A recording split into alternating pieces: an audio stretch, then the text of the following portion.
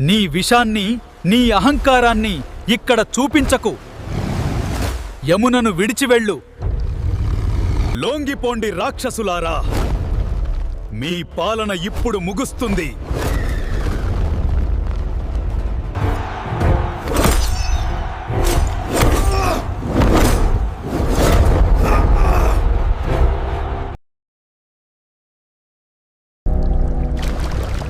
యమునా నది నల్లగా మారి విషంతో ఉప్పొంగుతోంది. ఆ నదికి దగ్గరయ్యేవారు భయంతో వెనక్కి వెళ్లుతున్నారు. చేపలు చనిపోయి తేలుతున్నాయి. పశువులు కూడా ఆ నీటిని తాగడానికి నిరాకరిస్తున్నాయి. గ్రామస్తులు ఆందోళనతో ఈ ప్రమాదం ఎప్పుడు ముగుస్తుందా అని ఎదురుచూస్తున్నారు. కాని చిన్న కృష్ణుడు మాత్రం ప్రశాంతంగా ఆ నదిని గమనిస్తున్నాడు. అతని కళ్లలో ధైర్యం కనిపిస్తోంది. అతని స్నేహితులు భయంతో ఆపడానికి ప్రయత్నించినా కృష్ణుడు చిరునవ్వుతో ఒక్కసారిగా కృష్ణుడు యమునా నదిలోకి దూకాడు. పెద్ద శబ్దంతో నీరు చెలరేగింది. నది ఒక్కసారిగా ఆగ్రహంతో ఉప్పొంగి భారీ అలలు ఎగసిపడ్డాయి. ఆ నీటి లోతుల నుండి భయంకరమైన కాళీయ నాగం బయటకొచ్చింది. అనేక తలలతో విషంతో ఉడుకుతూ కాళీయ తన శక్తివంతమైన వలయాలతో కృష్ణుడిని బిగిగా పట్టుకుంది. గ్రామస్తులు భయంతో కేకలు వేస్తూ యశోదమ్మ కంగారుతో కూలిపోయింది. కాని కృష్ణుడు తన దివ్య శక్తితో ఆ బంధనాల నుంచి బయటపడ్డాడు. వెంటనే నాగం తలలపైకి ఎగిరి అద్భుతమైన నృత్యం ప్రారంభించాడు. కృష్ణుడి ప్రతి అడుగుతో కాళీయ శక్తి తగ్గిపోతూ నది ప్రకాశవంతంగా మారుతోంది. చివరికి కాళీయ లొంగిపోయి తన భార్యలతో కలిసి కృష్ణుడిని క్షమించమని ప్రార్థించింది. కృష్ణుడి దయతో కాళీయను విడిచిపెట్టగా యమున మళ్లీ స్వచ్ఛంగా మారి We bow before you, Savior of the world. We beg for your mercy. Please. Jai Shri Krishna.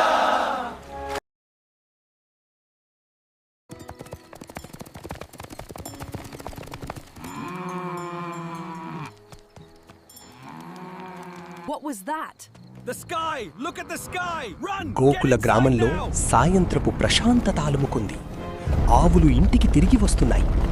ఒక్కసారిగా ఒక భయంకర గర్జన గ్రామాన్ని కుదిపేసింది. అందరూ భయంతో వెనక్కి తిరిగి చూశారు.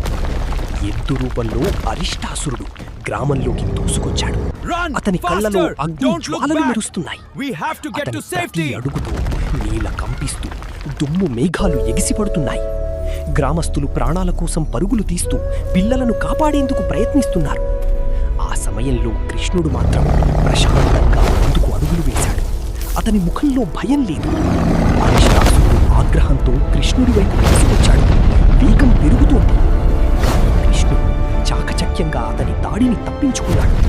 వెంటనే కృష్ణుడు అతని కొమ్ములను బలంగా పట్టుకున్నాడు. అరిష్టాసురుడు విడిపోవడానికి తీవ్రంగా పోరాడుతున్నాడు. గర్జనలు వినిపిస్తున్నాయి. కృష్ణుడు తన దివ్య శక్తితో అతని కొమ్ములను వంపుతూ అతన్ని బలహీనపరుస్తున్నాడు. చివరికి అరిష్టాసురుడు సమతుల్యం కోల్పోయి భారీగా నీళ్లపై పడిపోయాడు. అతని అసలు రాక్షసి రూపం బయటపడి కృష్ణుడి శక్తికి పొంగిపోయాడు. గ్రామస్తులు ఆశ్చర్యంతో ఈ దృశ్యాన్ని చూస్తూ కృష్ణుడి మహిమను గ్రహించారు. కృష్ణుడు విజయవంతంగా నిలబడి ఉండగా గోకులం మళ్లీ ప్రశాంతంగా మారింది. He saved us. We are safe now.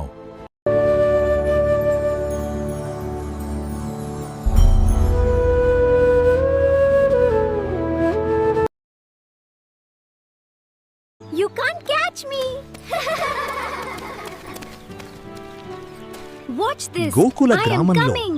ఆ ఉదయం ప్రశాంతంగా ప్రారంభమైంది. అందరూ తమ పనుల్లో నిమగ్నమయ్యారు. ఒక్కసారిగా ఒక భయంకరమైన గుర్రం గర్జన వినిపించింది.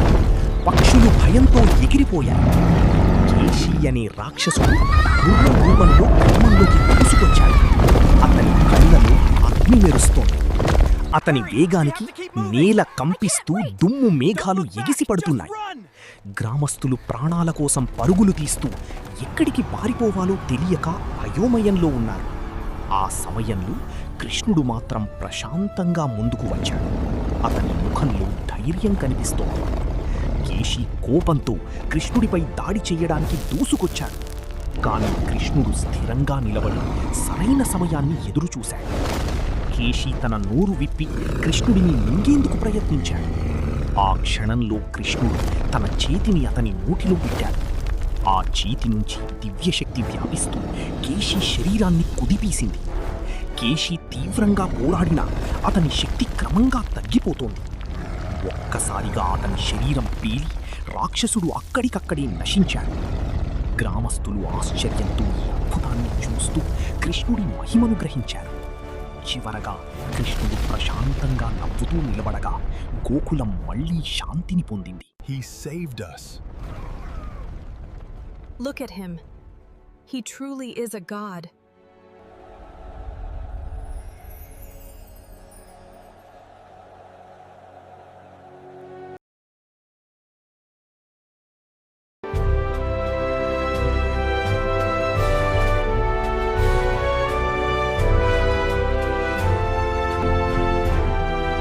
మధురా నగరం ఉత్సాహంతో కళకళలాడుతోంది. రాజభవనం ముందు పెద్ద సభ ఏర్పాటైంది.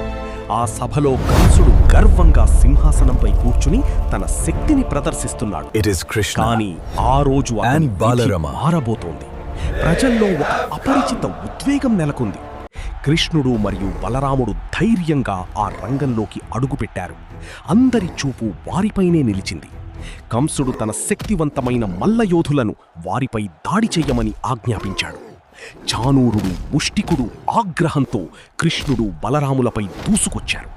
కాని కృష్ణుడు తన చాకచక్యంతో చానూరుడిని సులభంగా ఓడించాడు.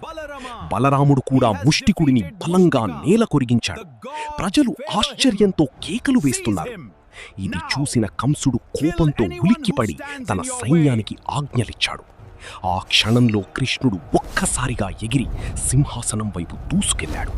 కంసుడిని పట్టుకుని అతడిని సింహాసనం నుండి కిందికి లాగాడు. కంసుడు ఎంత పోరాడినా కృష్ణుడి దివ్య శక్తికి ఎదురు నిలవలేకపోయాడు. చివరికి కృష్ణుడు అతడిని బలంగా నేలపై పడవేసి అతని అహంకారానికి ముగింపు పలికాడు. కంసుడు ప్రాణాలు విడిచిన వెంటనే ఆ ప్రాంగణం నిశ్శబ్దంతో నిండిపోయింది. వెంటనే ఆనంద కేకలు మార్మోగి ప్రజలు విముక్తి పొందగా కృష్ణుడు విజయంతో ప్రకాశించాడు.